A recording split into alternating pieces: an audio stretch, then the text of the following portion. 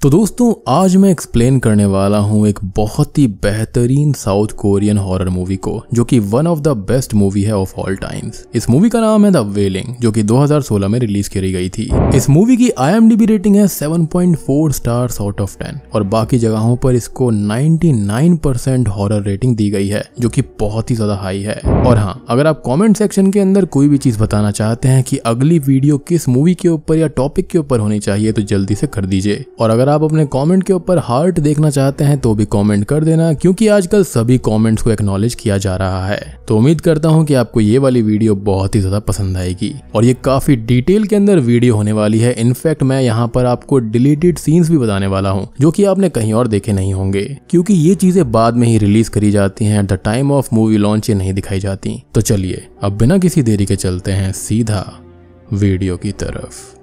Movie की शुरुआत में हम एक बूढ़े व्यक्ति को देख पाते हैं जो कि नदी किनारे बैठा हुआ फिशिंग कर रहा होता है। ये कौन है, इसका मकसद क्या है, इसके बारे में हमको मूवी में थोड़ी देर में पता चल जाएगा। खैर उसके बाद में हमें जोंगू नाम के एक आदमी को दिखाया जाता है जो कि एक पुलिस ऑफिसर होता है और वो एक घर के अंदर किसी मर्डर को इन्वेस्टिगेट करने आया हुआ था, लेकिन कातिल को पहले से ही पकड़कर वहां पर रखा गया था जिसकी शक्ल काफी ज्यादा अजीब थी और उसके चेहरे पर यानी कि स्किन के ऊपर ऐसे निशान थे जैसे कि उसकी स्किन जल गई हो और उनके ऊपर से छोटे छोटे बबल्स आ रखे थे। जोंगू अब घर के अंदर जाता है तो अंदर उसको ढेर सारी डेड बॉडीज दिखाई देती हैं जो कि उसी कातिल के फैमिली मेंबर्स की होती हैं जिनको वहां पर बांध कर रखा गया था। अब इनिशियली उसको ऐसा लगता है कि इनको यहाँ पर मारा नहीं गया है और इनको कहीं और मार के यहाँ पर रख दिया गया है, लेकिन सच ऐसा नहीं था। सच यहाँ पर यही था कि उसने इनको यहीं पर मार दिया था। खैर इसके बाद में वो और ज्यादा इन्वेस्टिगेट करता है और एक कमरे में पहुंचता है जहाँ पर कमरे की हालत देखकर ऐसा लग रहा था जैसे कि वहां पर किसी ने जादू टोना किया हो। उस कमरे के अंदर एक खास तरह का पौधा भी होता है जो कि जल गया था या फिर काइंड ऑफ सूख गया था और उसके बाद में वो पौधा किसी इंसानी स्कल के जैसा लग रहा होता है। वो अब उस पौधे को छूने जाता है कि तभी उसका पार्टनर यानी कि उसका कलीग उसे पीछे से आवाज देता है और उसको वापस जाने के लिए कह देता है और वो दोनों ही स्टेशन वापस आ जाते हैं। और इस पौधे वाली चीज को आप ध्यान रखना क्योंकि इसका आगे काफी ज्यादा सिग्निफिकेंस है। खैर इसके बाद में इस कातिल को हॉस्पिटल के अंदर एडमिट करवा दिया जाता है क्योंकि उसकी आंखें और शक्ल ऐसी लग रही थी जैसे उसके अंदर से किसी ने जान निकाल ली हो।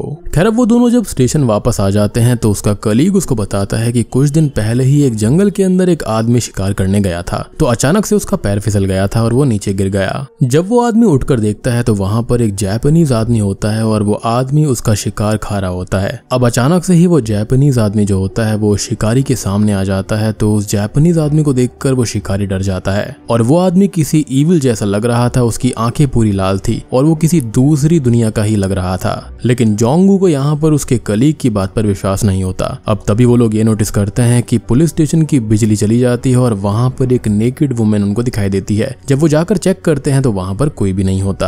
अब अगली सुबह जोंगू एक और साइट पर जाता है जहां पर किसी ने अपने पूरे परिवार को मार कर जला दिया होता है और वो घर भी पूरी तरह से जल गया था। साथ ही साथ यहाँ पर हम उसी नेकेड वुमेन की बॉडी को हैंग होता हुआ भी देख पाते हैं क्योंकि उसी ने अपने परिवार को मार डाला था और ये वही औरत है जो कि लास्ट नाइट उनके पुलिस स्टेशन के सामने आई थी। अब गांव वाले यहाँ पर ये बताते हैं कि असल में वो जो जापानीज मैन है यानी कि जो शिकारी ने देखा था उसी ने यहाँ पर ये सब किया है और वही ईविल है। उनका कहना था कि उस आदमी ने इस औरत को मोलेस्ट किया था और उसके बाद से ही इस औरत ने अजीब सा बिहेव करना शुरू कर दिया जिसके बाद में उसने अपने परिवार को मार डाला। और ये जापानीज मैन कोई और नहीं बल्कि वही बूढ़ा आदमी है जो कि हमको मूवी की स्टार्टिंग में फिशिंग करते हुए दिखाया गया था। खैर अब जोंगू उस घर को इन्वेस्टिगेट करके घर के बाहर बैठ जाता है और तभी वहां पर एक लड़की आती है जो कि बताती है कि इस परिवार को मारा गया है। वो उस परिवार को जानती थी और वो लड़की ये भी बोलती है कि वो जापानीज आदमी कोई इंसान नहीं बल्कि शैतान है और उसी ने पूरे परिवार को मारा है। वो लड़की जोंगू को अपने साथ घर के अंदर लेकर जाती है और एक एक सीन को ऐसे डिस्क्राइब करती है जैसे कि उसको सब कुछ पता हो। वो ये कहती है कि उसने सब कुछ अपनी आंखों से देखा था। इनफैक्ट वो जोंगू को ये भी कहती है कि क्या उसने उस जापानीज मैन को अपने आसपास देखा है, जिस पर जोंगू हाँ बोल देता है। तो वो लड़की बोलती है कि उसे अपना और अपने परिवार का ध्यान रखना चाहिए क्योंकि जो इस परिवार के साथ में हुआ वो जोंगू के साथ भी हो सकता है और हो सकता है कि जापानीज मैन का अगला शिकार वो या उसकी फैमिली हो क्योंकि वो उन्हीं को बार बार दिखाई देता है जिनके पीछे वो पड़ जाता है। और सबसे बड़ी बात ये कि यहाँ पर भी वही प्लांट होता है जो कि हमने मूवी में कई जगह पर देख रखा है। अब वो उस लड़की से और सवाल पूछने ही वाला था कि तभी जोंगू के पास में एक फोन आ जाता है और वो बाहर चला जाता है। फोन सुनने के बाद में जब वो वापस आता है तो वो लड़की वहां पर थी ही नहीं और इस लड़की का नाम मू म्योंग होता है जिसका कोरियन में मीनिंग होता है नो नेम। खैर अब तभी जोंगू को घर के पीछे से कुछ आवाज सुनाई देती है और वो जब घर के पीछे जाता है तो वही जापानीज आदमी किसी को खा रहा होता है। अब जोंगू इससे डर जाता है और वहीं पर गिर पड़ता है, जिसके बाद में वो जापानीज आदमी उस पर अटैक करने लगता है। लेकिन तभी उसकी आंख खुल जाती है क्योंकि वो सिर्फ एक सपना देख रहा था, या फिर ये सपने से ज्यादा कुछ और था। खैर अगली सुबह जोंगू की बेटी ह्योजिन की तबीयत खराब हो जाती है और वो उसे माइल्ड फीवर समझता है और अपनी जॉब पर आ जाता है। और जैसा कि मू मियोंग ने बताया था कि जापानीज आदमी जिस किसी को भी बार बार दिखाई देता है वो उनके ही परिवार के पीछे होता है। और यहाँ पर चीजें अजीब होना शुरू हो गई थी। और यहाँ पर एक चीज और थी कि जब जोंगू और यहाँ पर उसकी बेटी ह्योजिन फिशिंग के लिए गए थे तो नदी के दूसरी पार वही जापानीज आदमी दिखाई देता है। और मेरे ख्याल से यही मूवी के स्टार्टिंग वाला सीन था जहाँ पर वो अपने अगले शिकार के ऊपर नजर रख रहा था।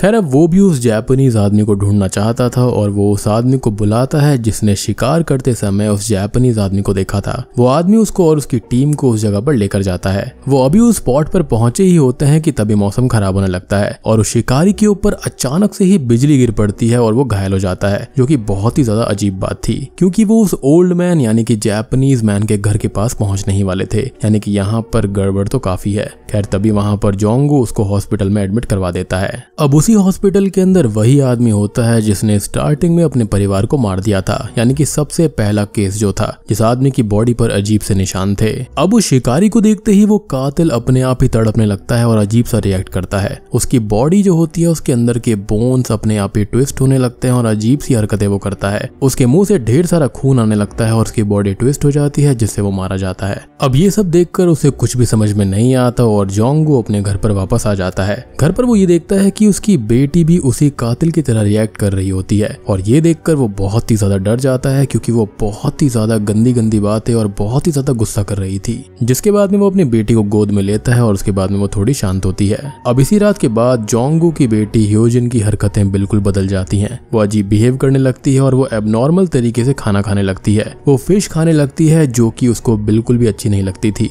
और आपने नोटिस करा होगा कि जापानीज मैन भी यहाँ पर फिशिंग किया करता था, तो यानी कि यहाँ पर वो कुछ ना कुछ गड़बड़ जरूर कर रहा है। अब ये देखकर जोंगू की जो मदर इन लॉ होती है वो जोंगू से ये बोलती है कि उसे ये लगता है कि उसकी बेटी पर किसी शैतानी आत्मा का साया है, तो उनको किसी तांत्रिक को बुलाना चाहिए, जिस पर यहाँ पर वो हाँ कर देता है। I mean, उसको इस तरह की चीजों पर पूरा विश्वास तो नहीं था, लेकिन अपनी बेटी के हेल्थ के लिए वो मान जाता है। खैर अब जोंगू वापस अपनी इन्वेस्टिगेशन शुरू करता है और उसको एक आदमी मिलता है जो कि पेशे से एक प्रीस्ट होता है। वो एक कोरियन आदमी था लेकिन उसको जापानीज भाषा आती होती है। अब वो और प्रीस्ट उस जापानीज आदमी के घर जाते हैं जो कि जंगल के बीचों बीच में होता है। वहां पर जापानीज आदमी नहीं था और ये देखकर जोंगू और प्रीस्ट घर के अंदर चले जाते हैं और अंदर जाकर जोंगू ये देखता है कि उसके घर में उन सभी लोगों के फोटोज थे जो कि मारे गए थे। वो एक दूसरे कमरे में जाकर देखता है तो वहां का नजारा देखकर वो डर जाता है। उस कमरे के अंदर काला जादू का सारा सामान था और ऐसा लग रहा होता है कि अभी यहाँ पर कोई रिचुअल होने वाला है। और इतने में ही वो जापानीज आदमी वहां पर आ जाता है।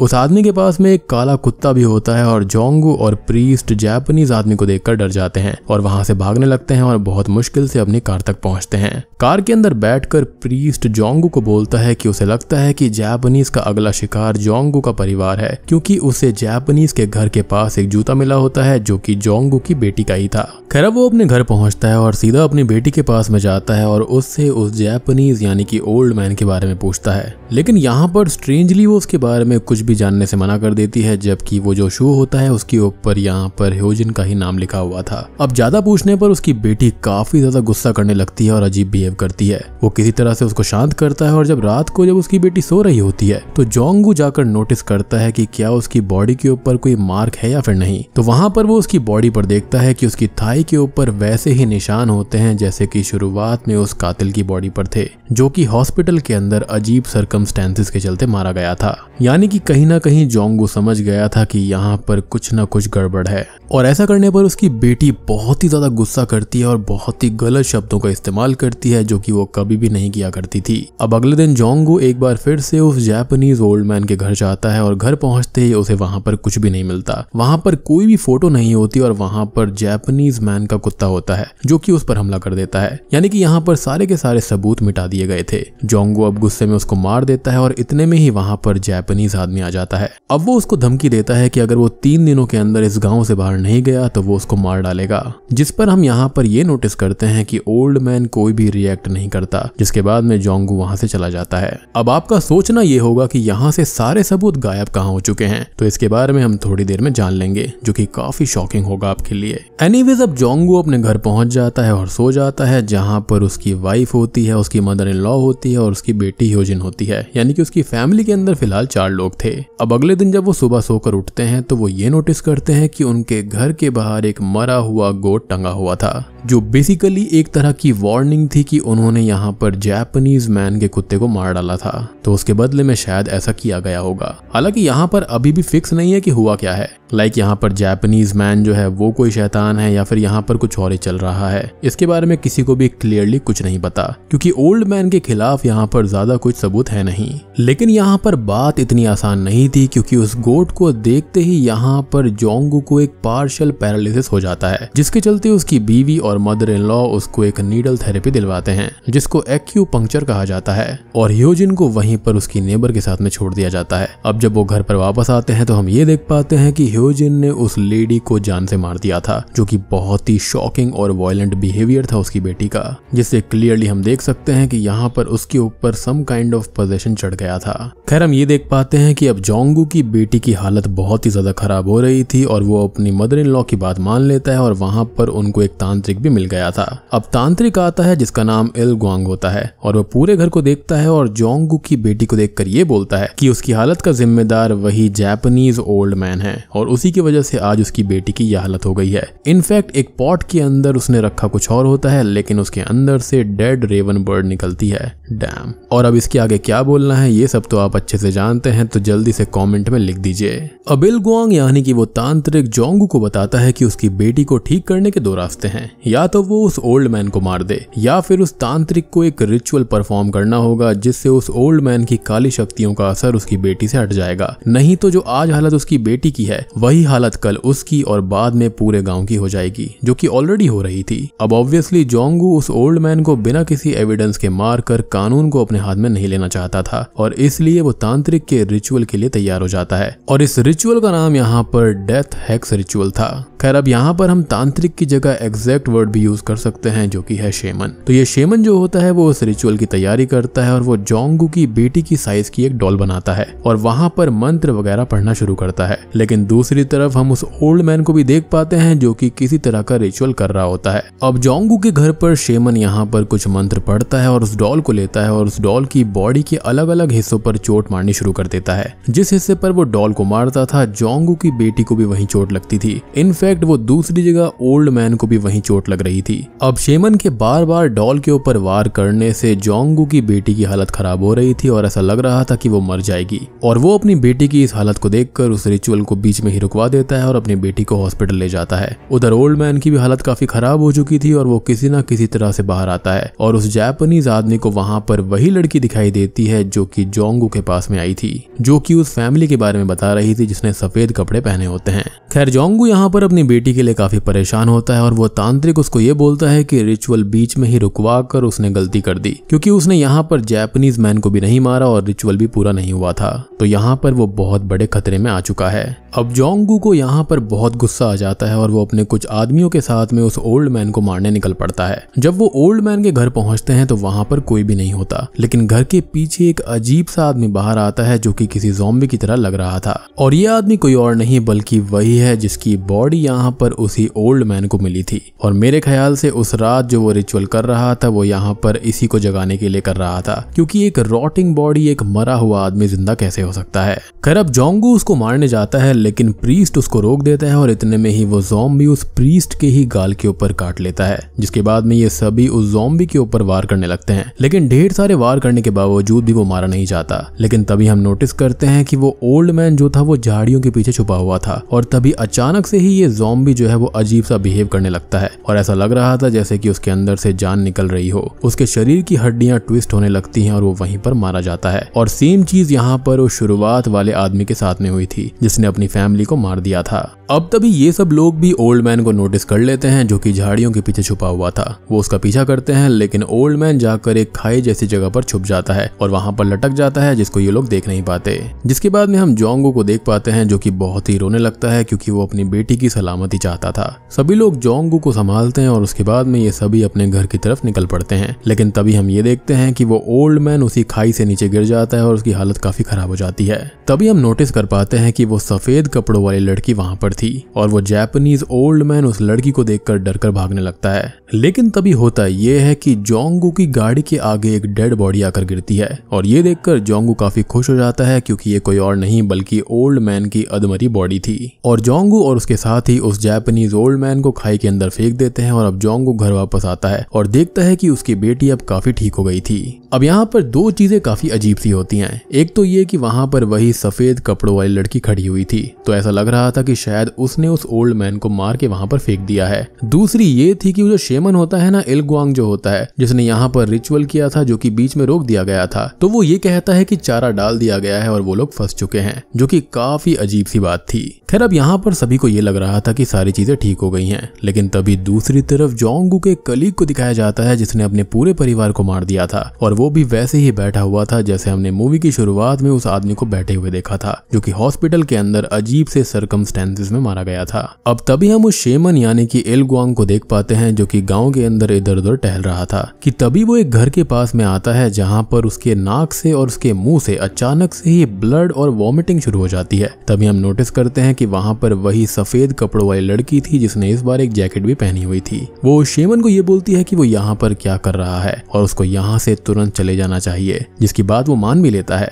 क्योंकि जैसे ही वो अपने घर के अंदर जाता है तुरंत ही एक रेवन बर्ड आकर टकराती है और उसको देखकर वो शॉक्ड हो जाता है और उस गांव से निकलकर सीधा सोल की तरफ जाने लगता है। अब जब वो शेमन अपनी गाड़ी से गांव से बाहर निकल रहा था तभी कोई अनजान शक्ति उसे वापस गांव के अंदर लेकर आती है क्योंकि उसकी गाड़ी के सामने ढेर सारे कीड़े आ जाते हैं जो कि असल में वहां पर थे ही नहीं। तो मेरे ख्याल से ये कोई इविल शक्ति है जो कि ये कहना चाहती है कि वो अपना काम पूरा किए बिना वापस नहीं जा सकता, यानी कि ये शेमन भी किसी न किसी के साथ में मिला हुआ है, चाहे वो यहाँ पर ये जापानीज ओल्ड मैन हो सकता है या फिर वो व्हाइट कपड़ों वाली लेडी हो सकती है। खैर वो शेमन जोंगू को फोन करता है कि जिस जापानीज ओल्ड मैन को उन्होंने बुरा माना था वो बुरा इंसान नहीं है बल्कि वो तो एक अच्छा इंसान है और वो तुम्हारी बेटी को सफेद कपड़ों वाली लड़की से बचा रहा था क्योंकि वो सफेद कपड़ों वाली लड़की असल में काला जादू करती है और वो जिंदा इंसान नहीं है बल्कि एक इविल स्पिरिट है और वही सबको मार रही है। अब इस वक्त तक जोंगू यहाँ पर पूरी तरह से कंफ्यूज्ड हो चुका था कि वो किस पर यकीन करे और किस पर नहीं। ये सुनकर जोंगू भागकर अपने घर जाता है और अपनी बेटी को देखता है, लेकिन स्ट्रेंजली वो घर पर नहीं होती। अब वो अपनी बेटी को ढूंढने बाहर जाता है तो वही सफेद कपड़ों वाली लड़की उसको दिखती है। तो जोंगू उससे अपनी बेटी के बारे में पूछता है तो वो बताती है कि उसकी बेटी अभी भी घर पर ही है और मैं उसको उस ओल्ड मैन के चंगुल से छुड़ाने के लिए तंत्र मंत्र कर रही हूँ।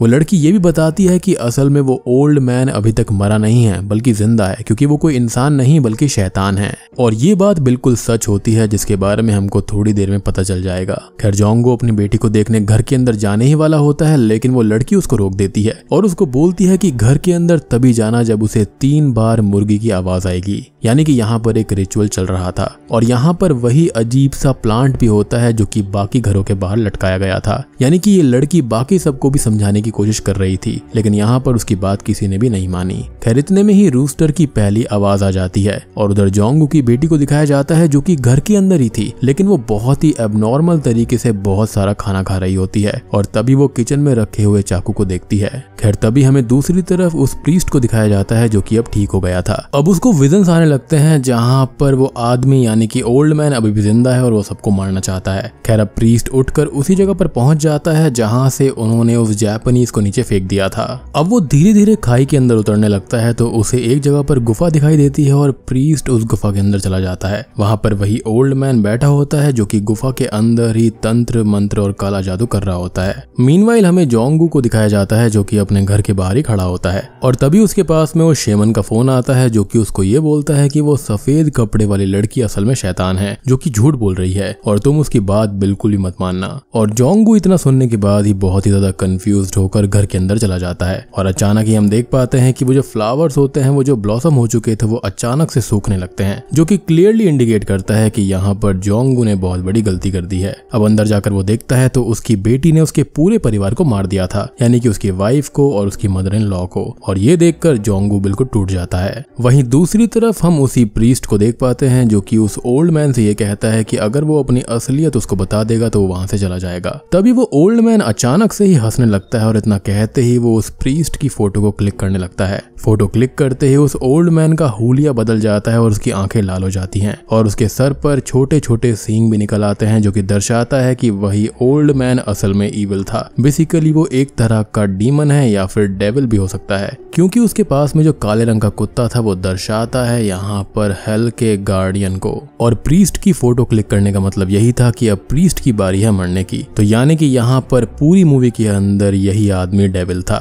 और उससे पहले भी उसने कितने सारे लोगों की यहाँ पर फोटोज क्लिक करी थी, लेकिन खाली इतना ही नहीं था। खैर अब अंदर जोंगू को भी समझ में आ जाता है कि वो सफेद कपड़ों वाली लड़की जो कि असल में एक अच्छी स्पिरिट थी वो सच बोल रही थी, क्योंकि सारी स्पिरिट्स यहाँ पर गलत नहीं होती हैं। लाइक यहाँ पर कोई भी एंटिटी स्पिरिट हो सकती है, लेकिन ये जरूरी नहीं है कि वो यहाँ पर गलती होगी। और यहाँ पर जितने भी घर थे स्टार्टिंग से अब तक, वहां पर यही काइंड ऑफ प्लांट हमने देखा था जो कि मुरझा गया था। तो वहां पर भी लोगों ने उसकी बात नहीं मानी होगी और यहाँ पर सब मारे गए होंगे। अगर यहाँ पर जोंगू उसकी बात मानता तो वो बच जाती, यानी कि जैसे ही उसने उस घर के अंदर एंट्री ली उसी वक्त यहाँ पर उसकी लड़की ने सबको मार दिया। उससे पहले वो वहां पर रुकी हुई थी। अब आप ये बोलोगे कि जोंगू को अंदर वो क्यों नहीं दिखाई दी थी, तो यहाँ पर उसके ऊपर उस डीमन का साया था और उसने अपनी शक्ति से यहाँ पर शायद से सबको अदृश्य कर दिया होगा या फिर जोंगू की आंखों में कुछ झोंक दिया होगा, जिसके चलते उसको कुछ भी दिखा नहीं होगा। जैसा कि मैंने आपको बताया कि वहां पर वो तंत्र मंत्र कर रहा था। यहाँ पर वो सफेद कपड़ों वाली लड़की जो थी जिसका नाम मू म्योंग था, यानी कि नो नेम, वो उसकी बेटी को बचाना चाहती थी।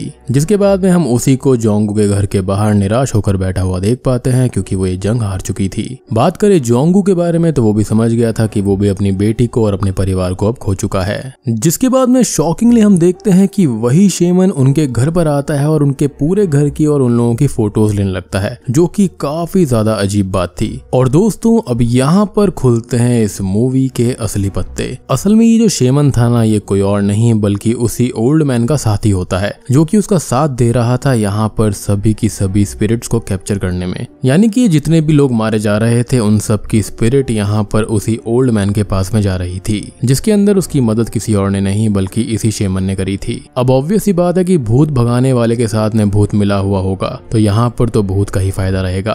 और इस चीज का सबूत यह है कि जैसे ही वो इस परिवार की फोटोज को क्लिक करके जाता है अपनी कार के पास में, तो उसके बैग के अंदर से ढेर सारी फोटोज निकलती हैं और ये वही फोटोज थी जो कि उस ओल्ड मैन के घर पर थी। तो यहाँ पर वो ओल्ड मैन फोटो नहीं लिया करता था अकेला, यहाँ पर ये शेमन भी उससे मिला हुआ था। और ये सारे के सारे लोग कौन थे, तो ये वही थे जिसको ओल्ड मैन ने मारा था। अब आपको ये डाउट होगा कि जब शेमन रिचुअल कर रहा था, उस डॉल को मार रहा था, तो वहां पर उस ओल्ड मैन को दर्द क्यों हो रहा था। तो असल में यहाँ पर ऐसा कुछ भी नहीं था। शेमन और वो जो ईविल था वो यहाँ पर इसकी बेटी को ही मार रहा था और उसकी सोल को कैप्चर करने की कोशिश कर रहा था ताकि वो और भी ज्यादा पोजेशन में आ जाए। लेकिन यहाँ पर उस जापानीज ओल्ड मैन को दर्द इसलिए हुआ था क्योंकि वहां पर वो सफेद कपड़ों वाली लड़की जो थी, यानी कि वो जो स्पिरिट थी, वो उसके ऊपर तंत्र मंत्र कर रही थी ताकि वो इसको खत्म कर पाए। लेकिन अनफॉर्चुनेटली ये ईविल स्पिरिट बहुत ही ज्यादा ताकतवर निकली। मूवी के आखिरी सीन में हम देख पाते हैं कि सभी लोग हार जाते हैं और वो ओल्ड मैन जो कि अब डेविल यानी कि ईविल बन चुका है वो जीत जाता है। और इस मूवी का एक डिलीटेड सीन भी है जहां पर हम ये देखते हैं कि वो जो आदमी होता है यानी कि शेमन होता है, वो अपनी गाड़ी से बाहर जा रहा होता है, यानी कि शहर से बाहर जा रहा होता है। तभी हम देखते हैं कि वही ओल्ड मैन वहां पर आता है और ये दोनों साथ बैठकर सोल की तरफ निकल जाते हैं, यानी कि अपने नए शहर की तरफ, नए शिकार की तरफ। और वो जो यहाँ पर सफेद कपड़ों वाली लड़की यानी कि स्पिरिट होती है वो दुख में इस चीज को देखती रहती है क्योंकि यहाँ पर ये चीज रुकने नहीं वाली थी।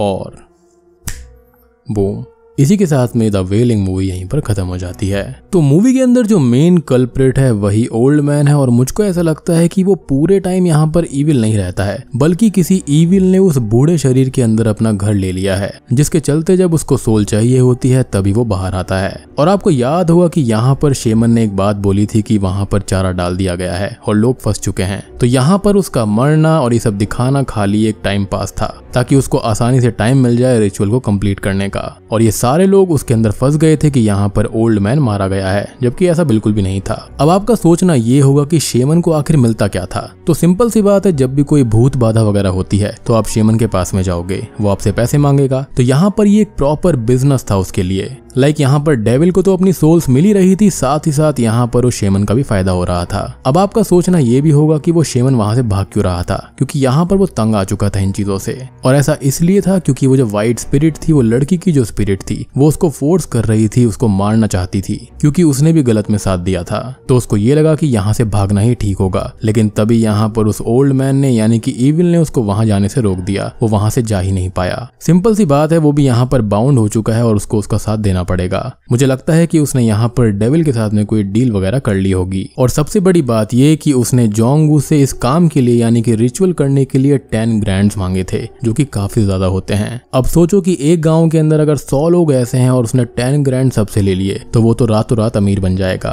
और इन दोनों का ही यही प्लान रहता था। डेविल को अपनी सोल मिल जाती है और इसको अपना पैसा मिल जाता है। तो दोस्तों, उम्मीद करता हूँ कि आपको ये साउथ कोरियन हॉरर मूवी पसंद आई होगी और साथ ही साथ डिलीटेड सीन भी आपको पसंद आया होगा। वीडियो पसंद आई है तो लाइक कर देना, चैनल के ऊपर नए हैं तो सब्सक्राइब कर लीजिए। और अगर आपके कोई सजेशंस हैं इसी तरह की कोई मूवी के, या फिर और कोई मूवी देखना चाहते हैं जो कि आपको अच्छी लगती है, तो कमेंट सेक्शन के अंदर जरूर बता देना, ताकि हम उसके ऊपर जल्दी से जल्दी काम कर पाएंगे। तो मैं आप सबको मिलता हूँ अगली वीडियो के साथ में, तब तक के लिए